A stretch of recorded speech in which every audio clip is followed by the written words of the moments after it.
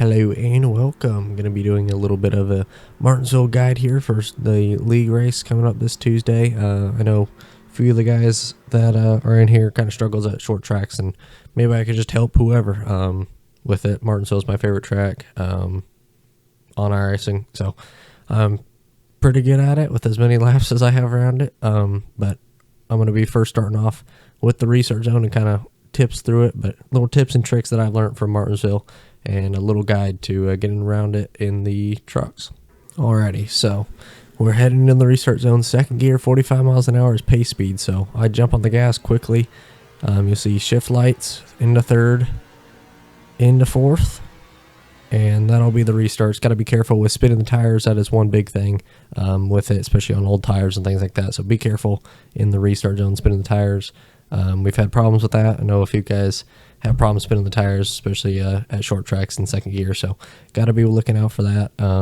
But yeah, just kind of be careful with it. Second gear restarts, lowest gear that you're going to have all season, so just kind of be careful with that.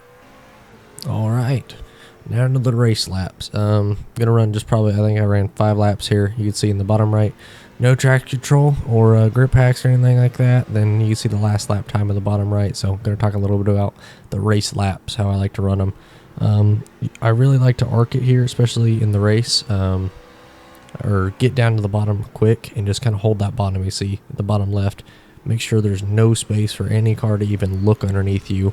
If their driver's seat is any lower than yours, they're going to have a chance to either get you up out of the groove or have a sneak peek underneath on exit. So just kind of be careful with that. You can see all the telemetry and stuff. I brake, line it up, get to the bottom, slowly lift out of the brake during the corner, and just keep it planted on the apron on that little curb. About 50% brake, then I slowly release it as I feel it start rotating. Then I roll back into the throttle pretty quickly. I roll into it, but quickly. Here you can see jumping to 50% brake, and it's getting into a rhythm. That's the biggest deal around here. In the bottom right, you can see the time underneath the gear. Ran 6s, 5s during this run, so I think a 7 or 8 will be plenty fine. If you're able to run within the 20s for 10 laps, I think you'll be all right. So a little race pace, kind of what I like to do during the race and how to save a little bit of tire. Alrighty, so pit road, you can see shifting down 35 miles an hour, the slowest pit road speed all season. So 35 miles an hour. Please, at least for the league guys in the league race, try to stay to the right. You see me go over here. Over here's okay, just try to stay to the right. I get it if someone is slower, you can go ahead, go around them, I guess, on the inside, but try to stay to the right side by the wall. It'll keep just kind of all the dramas and things like that less. So just stay out the right side, entering the box though. Hard press the clutch in, full brake, and that's kind of way I do it. Then 4 tires, as you can see in the bottom right, or the bottom left, 4 tires and fuel. Ended up taking, they dropped the jack, 20% throttle just about, and nice and easy on exit. A little bit of tire spin, but not too bad for it. Now we're going to talk about how to race the race, as I have a little bit of fun in the background. But short answer, race it smart. Race people how you want to be raced. It'll help a lot longer in the long run. If you let someone in, they'll remember that and more likely let you in later on in the race. So just kind of think about that. Don't be too aggressive and nose heavy. It'll definitely come back to bite you here, especially. So just keep your calm, stay patient with it. It's short track. You're gonna probably get hit and probably accidentally get into someone else. No one's perfect with it, so just kind of got to be careful with it, but race it smart.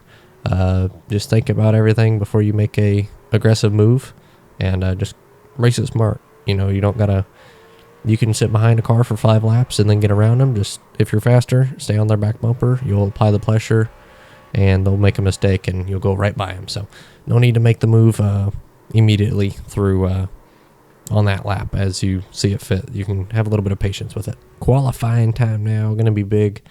Hard to pass here at Martinsville unless you're a lot quicker. So you see me go up high. I do this to get a run down the straightaway. Could gain you half a tenth, which is huge at Martinsville. So vital to do this, a little bit of help. But you see I just drive off straight, still in third gear. Then I shift, but gain that run and extra speed down the straightaway. Just got to be careful not overdriving turn 1 after you do it. On to lap now. So right before we brake, going to slow it down a lot. That's why there's no sound. But you see hard on the brake, about 60% brake, 50% brake. Jump on it hard. So pretty hard brake, just not going to lock it up. Got to be careful with it. Lowered the brake bias down to 57 to help with that. You can always lower the brake bias to help you turn a little bit, but you can see jump to 60, 50% brake, slowly lift out of it as you roll through the corner.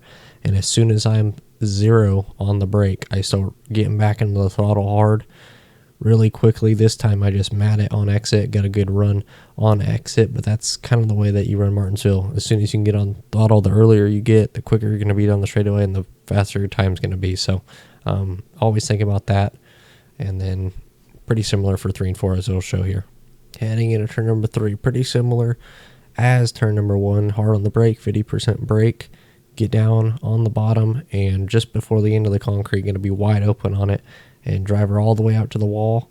And that's the qualifying lap that I ended up running. Wasn't happy with the 3 that I ran before, so that lap was a 2, as you can see in the bottom right, but not too bad for a lap. As you see, try to get on it just a little bit too aggressive and came around on you. So be happy with kind of set that banker lap as lap 1 and then go for it on lap 2 if you're able to. Now for the full speed version, you see running up high, gonna diamond it down low. One other way that you can do it is by diamond the corner, drive really straight on entry, diamond it into the center, and then drive really straight off, and then get on the throttle way earlier than I did here.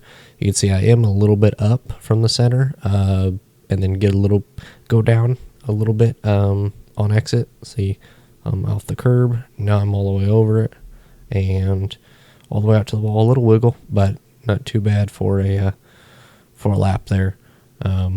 There's a qualifying guide at full speed. Alrighty, that's going to conclude the Martinsville helping guide. Any excuse to show this replay, NIS top split win end of last year at Martinsville, so thought I might throw it in there. But yeah, that's going to conclude the ending for the Martinsville helper guide. Hopefully it's able to help whoever, mostly the league guys it's kind of intended to, but hopefully it's able to help anybody for official races or some other league race, just able to help you get better at Martinsville no matter who it is. But that's going to be ending it off. I'll be trying to do more week in and week out. Wasn't able to last week, but that's going to conclude it for this one. So if you guys enjoyed, leave a like, subscribe, check out the league. I'll put it in the description. Join the Discord, say hi, say that you're interested. But that is going to conclude it. So please check out the league. Hopefully this helped whoever. But I'll see you guys in the next one. Goodbye.